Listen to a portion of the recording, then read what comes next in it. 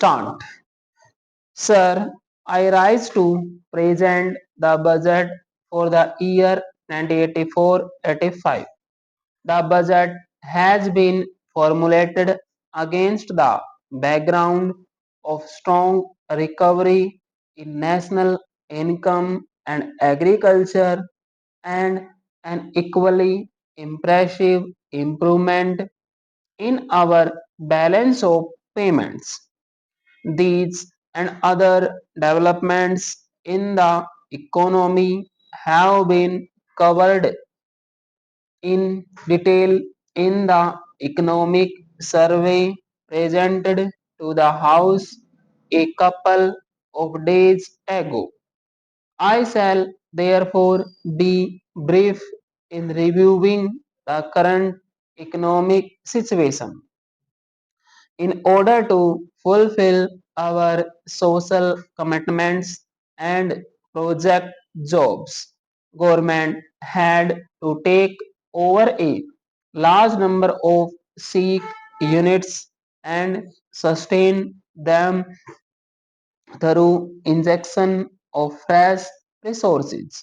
While some of them have turned the corner, a large number of them continue to incur losses. The time has come to undertake a careful review of the performance of Sikh units in the public sector with a view to reducing the drain on our resources. This the government proposes to do. Economic viability must be the principal test for the survival of an enterprise. Honorable members will recall that when government took office in January 1980, an important task there before us was to revitalize the planning process and to give a new thrust to the programs of development. I am happy to say that in the last 4 years we have been able to achieve an unprecedented increase in the tempo of public investment. Within this aggregate, plans of individual states show a varied picture. Some states have managed their finances well. They have been able to raise additional resources and effectively utilize these to implement adequately sized plans providing development and growth to their people. Unfortunately, some states, for reasons of their own, have used their resources for various other purposes. They have not invested their resources, including additional resources mobilized for development, and have also resorted to large overdrafts on the RBI. Unfortunately, despite these measures, some states continued to rely heavily on overdrafts even after March 1982. Their proposed deficits at the end of March 1984 would have harshly affected the size of their plans if these deficits were adjusted against next year's plan as per normal practice. In considering the ways of overcoming this problem, I have found myself in predicament. On the one hand, no finance minister of the country can remain unconcerned about the size of a state's plan. On the other hand, if assistance is extended to defaulting states, the well managed states can legitimately complain that they have not got their just rewards from the center for their better performance. For those states which have managed their finances well, I am working out a suitable scheme to provide some additional assistance to them in 84-85. This is only just and appropriate.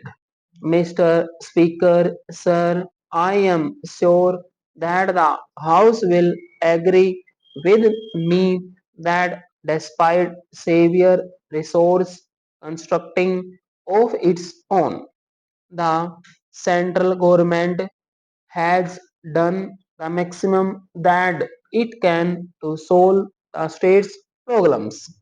The rest, however, is up to them. In the last 4 years, the present government introduced a number of schemes for the benefit of the weaker sections of the society, particularly in the rural areas.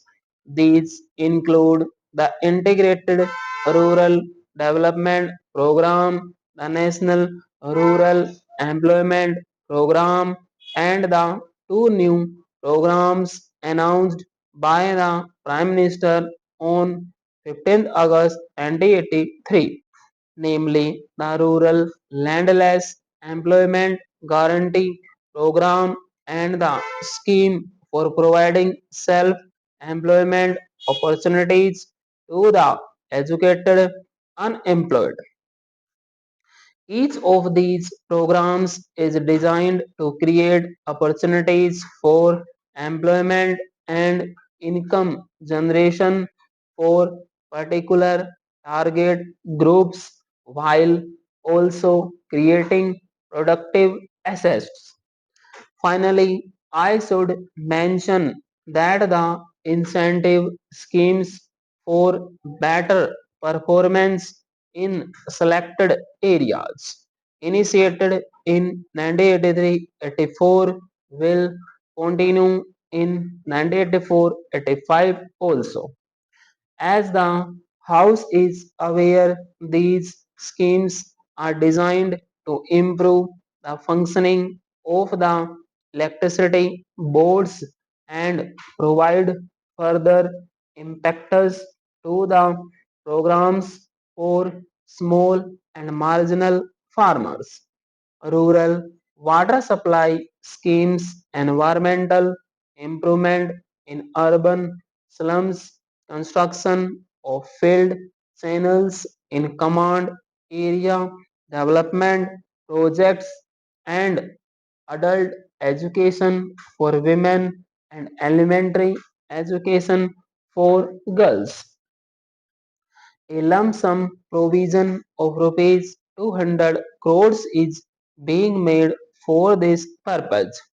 Lest the honorable members take me to a magician who can do so much with so little, I hasten to clarify that the incentive scheme is designed to provide additional resources linked to performance for specified schemes. There are, of course, also separate substantial allocations for each of these schemes. I have only briefly touched upon the main priorities and objectives of the annual plan for 1984-85 in order to provide the maximum possible outlay for the seventh 5-year plan. I have taken special care to ensure that non-plan expenditure is capped at the minimum. Stop. However, certain increases in this expenditure are necessary and unavoidable. Stop.